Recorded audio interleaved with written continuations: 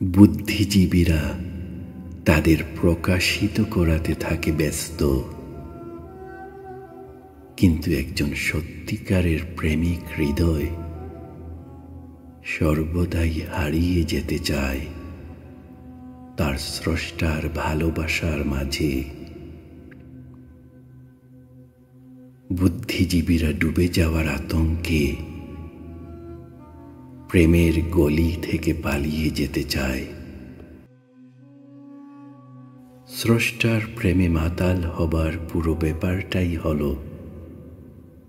অতল সমুদ্রের গভীরে ডুবে যাওয়া।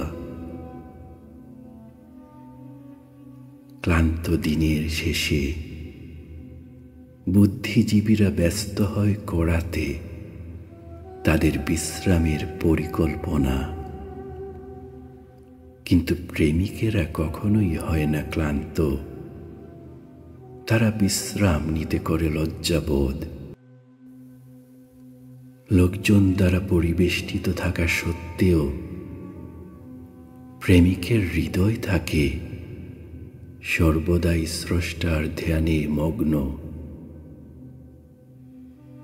পানি যেমন মিশতে চায় না তেলের সাথে,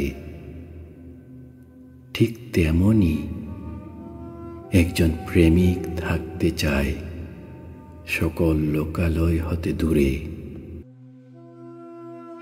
কেউ যদি প্রেমাসক্ত এক হৃদয়কে গিয়ে বুঝিয়ে ফিরিয়ে আনতে চায়, তবে তার সকল প্রচেষ্টাই হবে বৃথা। আবেগ তাকে নিয়ে করে উপহাস।